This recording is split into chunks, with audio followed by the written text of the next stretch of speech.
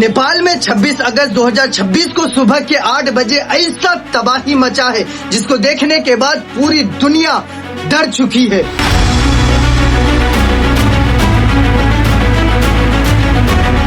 और जिन लोगों ने नेपाल का वो वीडियो देखा,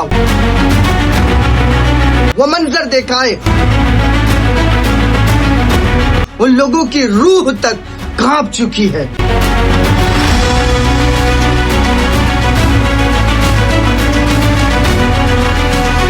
अब सवाल ये पैदा होता है कि नेपाल के अंदर 26 अगस्त को या फिर 25 अगस्त को बारिश नहीं हुई, फिर नेपाल के अंदर ये जो तबाही मच रहा है, ये जो बाढ़ आया है, आखिर आया तो आया कहां से है। अब देखिए, मैं आपको क्लियर कर देता हूं, सोशल मीडिया में काफी सारी चीजें वायरल हो रही है। कुछ लोग तो यहां तक ये कह रहे हैं कि कुदरत का कहर है नेपाल के अंदर। नेपाल एक ऐसा देश है जहां पे सबसे ज्यादा बुराई होती है। अभी आप लोगों को पता है, कुछ टाइम पहले हिंदू मुसलमान को लेकर के नेपाल के अंदर किस तरीके से वहां पे प्रोटेस्ट हुआ था। मुसलमानों की मस्जिदों को जला दिया गया था, कुरान मजीद को वहां के जो लोग हैं जला दिया था, और हिंदू और मुसलमान के बीच में इस तरीके से जंग छिड़ा हुआ था, जिसके बारे में आपको आगे बताऊंगा। उससे पहले आप लोग ये समझिए कि आखिर नेपाल के अंदर ये जो बाढ़ आया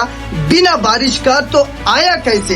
दोस्तों, यहाँ पे मैं आपको क्लियर कर देना चाहता हूँ, नेपाल और चीन का जो बॉर्डर है उसके करीब में ही दोस्तों यहाँ पे 5 मंजिला का ये जो बिल्डिंग नजर आ रहा है, यहाँ पे लोगों को 1 मिनट 2 मिनट का भी टाइम नहीं मिल पाया कि ये लोग उस बिल्डिंग से बाहर निकले। अचानक से दोस्तों यहाँ पे इस तरीके से बारिश आया कि यहाँ पे आप देख सकते हैं कि कुछ भी नहीं बचा है, सारी चीजें दोस्तों जमीन में मिल चुका है। वो कहते हैं ना दोस्तों, अगर कुदरत किसी को बर्बाद करना चाहे ना, तो सेकंड भी नहीं लगता है। अब मैं आप लोगों को नेपाल की उस हकीकत का रूबरू करवाने जा रहा हूं, जिसको आप में से बहुत कम ऐसे लोग होंगे जो नेपाल के बारे में इन बातों को जानते होंगे। जैसे कि आप सबको ये पता है कि नेपाल में अभी कुछ टाइम पहले दोस्तों जेनजीज का काफी ज्यादा वहां पे प्रोटेस्ट हुआ, यहाँ तक कि जो गवर्नमेंट थे उसको दोस्तों नेपाल छोड़ करके भागना पड़ा। उसके बाद फिर दोस्तों प्रोटेस्ट क्या होता है, हिंदू और मुसलमान के बीच में। वहां के जो मुसलमान है उनके ऊपर जबरदस्ती का जुल्म किया गया, मस्जिदों को तोड़ा गया, मस्जिदों के अंदर आग लगाया गया, कुरान मजीद को आग लगाया गया, मुसलमान को बेरहमी से मारा गया। और इसका जो वजह है, लोग कह रहे हैं कि नेपाल के अंदर कुदरत का कहर है, मतलब अल्लाह के तरफ से नेपाल वालों के ऊपर ये एक अजाब है।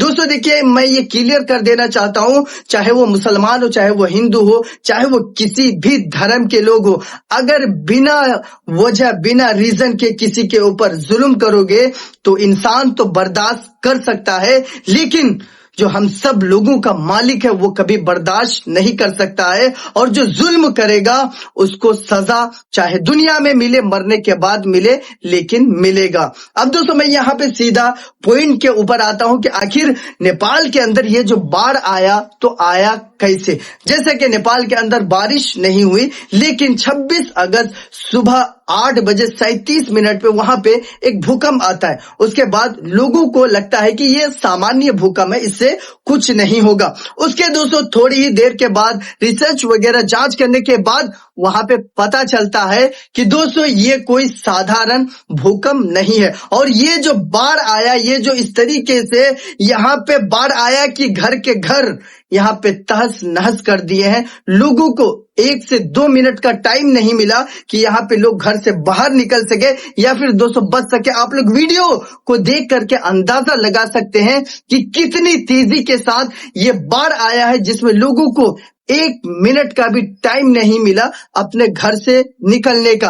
दोस्तों नेपाल का जो बाढ़ है, इसको देखने के बाद पूरी दुनिया के जो लोग हैं वो डर चुके हैं, वो खौफ में है कि आखिर नेपाल में जो बाढ़ आया है, क्या अब ये हिंदुस्तान में भी आ सकता है या फिर बिहार ये दोस्तों नेपाल के करीब में ही सटा हुआ है, तो क्या बिहार के अंदर भी इस तरीके से तबाही मच सकता है? अब देखिए, मैं आप लोगों को सीधा क्लियर करना चाहता हूं कि नेपाल के अंदर आखिर ये बाढ़ कैसे आया। बारिश तो नहीं हुआ, लेकिन बाढ़ कैसे आया दोस्तों? पहाड़ के ऊपर जिसको आइस बोला जाता है, जिसको दोस्तों बर्फ बोला जाता है, काफी बड़ा रखा हुआ रहता है। मैं आपको सिंपल और दोस्तों बिल्कुल देहाती और देसी लैंग्वेज में इसलिए बता रहा हूं ताकि आप सभी लोग मेरी जो बातें हैं उसको बिल्कुल अच्छी तरीके से समझ पाए। मैं आपकी जो सोच है उस हिसाब से आपको बताने की बिल्कुल कोशिश कर रहा हूं।